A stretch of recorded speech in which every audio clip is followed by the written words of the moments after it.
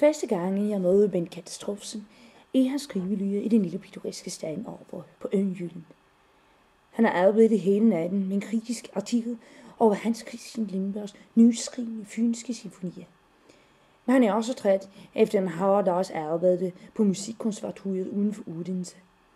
Hans tøj er småsager, og den eneste, han har fortalt under eftermiddagen i en cheeseburger. Det er stilen i Bents stue, bliver genst modtagen af hans maid, og bliver serveret whisky og smørbrød.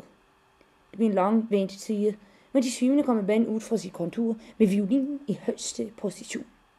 Han spiller som på bestilling den danske nationaldemokratiske hymne og sættes i scenen min mod mig i kuttelandet, og vi begynder at samtale.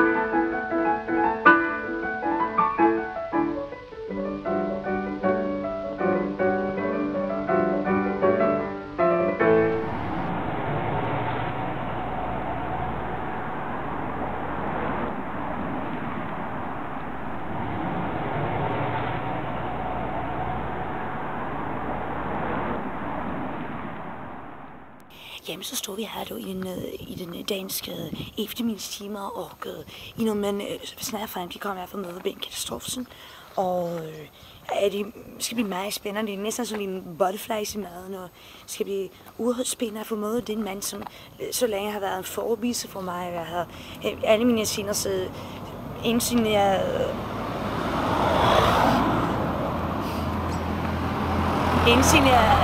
Inden jeg arbejdede på studeret ved Journalisteriet her i skole, så har jeg jo læst hans artikel om hud og hår. Ja. Det skal blive meget interessant at få træffe den mand, som har han har sagt så meget spændende sager om musikken over det. Nu kommer du så eftermiddagen, mørke eftermiddag nede i den jyske natur, og vi er på væg, vi er på straks ude for Bent Katastrofsens lejlighed, og jeg er lidt nervøs faktisk nu. Så jeg skal gå på knæet på døren, så får vi se det som helst.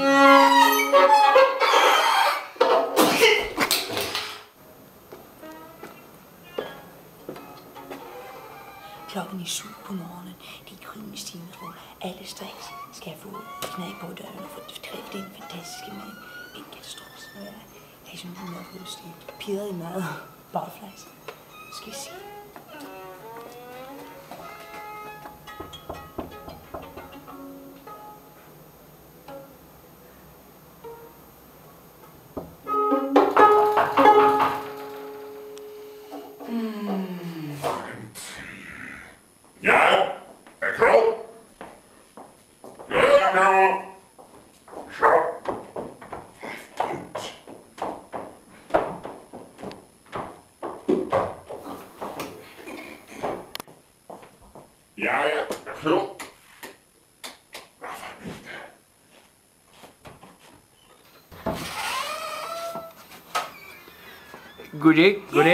Goddag, maestro Bent Katastrofsen. Ja. Velkommen til Jylland. Fantastisk, og jeg har en lille sådan flade også. Ja, det er også meget.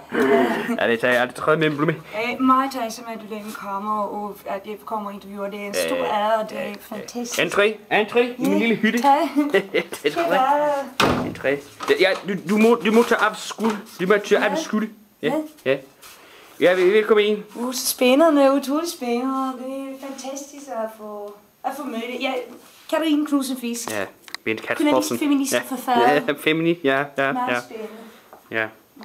Kender måske de min bog, min ejer, han sagde, Jesus var en kvinde, og det Nej. Nej. Lad os så ikke. Ja.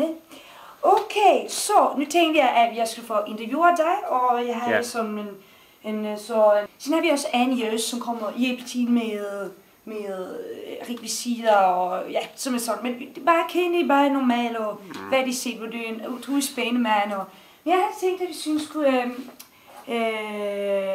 hvor de siger alright, om jeg kolder til nogen bare og se.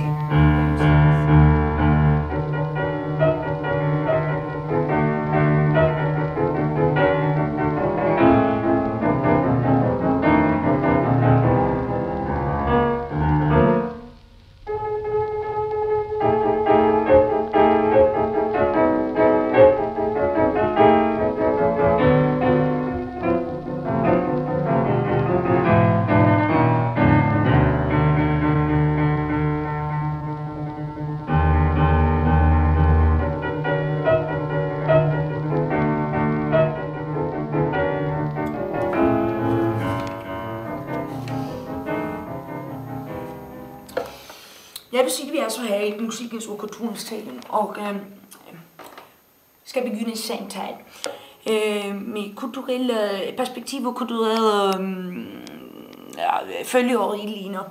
Og det jeg skulle være for dig, Maestro Bent Katastrofen, det første jeg vil for dig, er du som musikkritiker, fanatiker, musiker og lader, hvad er dine musikaliske fremtidsvisioner? Fremtidsvision, det for mig er det i min forskning, så kan jeg fortælle, at jeg har kommet frem til, at den svenske musik i Sverige er altså en total bluff. Altså det svenske musiktonesætter har aldrig nogensinde gjort noget, som det danske ikke har gjort før dem. Det er det, som er essensen i det danske musikklima. Det er de fakta, at sådan kendte musikalske forbinder som Hans Christian Lindberg, Esa-Pekka Salonen, de facto ikke var svensk respektive finsk, utan de facto var fra Danmark.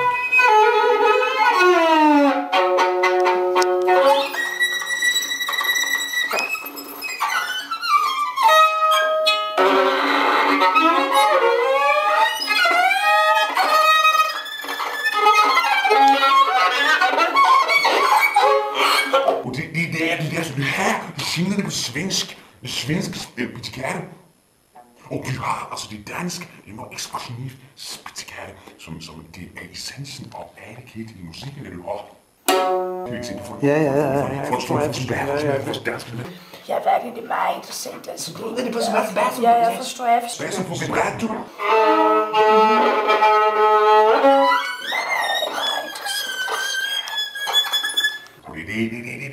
Ja, det er total anden information.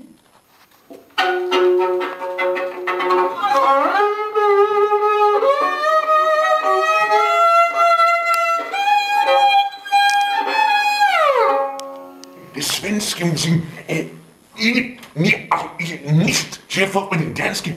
Det svenske musik er de facto en bluff og det er i min forskning.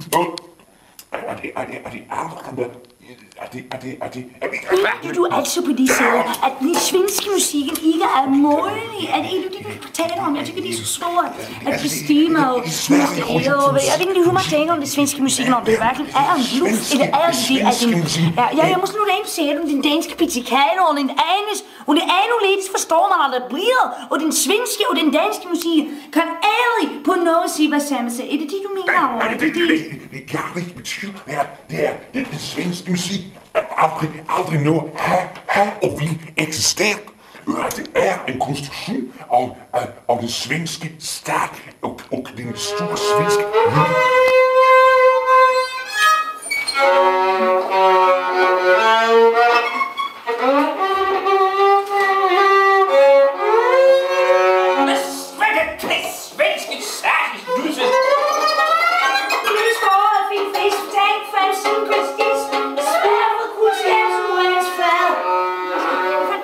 Fantastisk.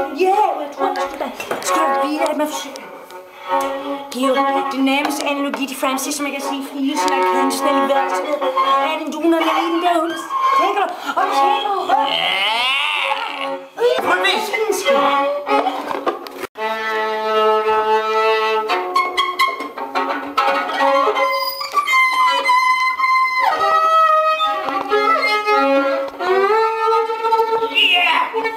Nu skal det smides! Jeg lå den sige en kramme, lå den sige en kramme. Sig den Kandinsky, spille Kandinsky. Tag Parmigiano, spille Kandinsky.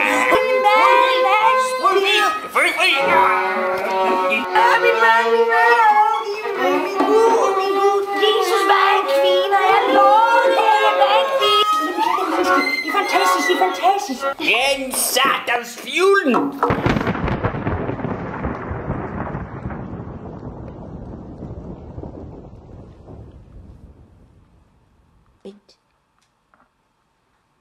Bent.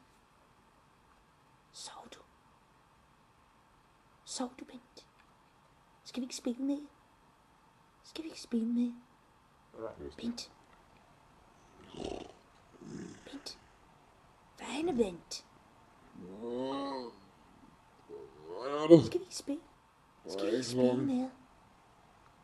Skal vi ikke spille? Hvad er klokken? Hvad er violen min? Fjulen har brændt op. Vi får spille på klarinetten og på din handklaver. Kom så, Bent. Vi må spille. Kom nu. Vi må spille. Ja.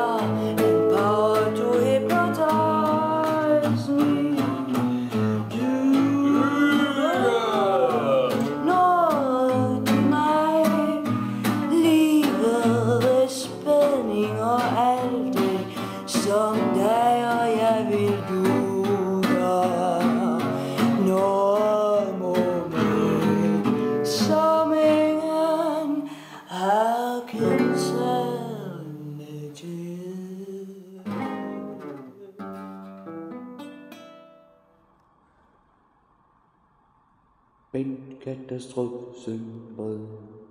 Han er den største spindelmandsstrateg. Han er den største lægen i det sted.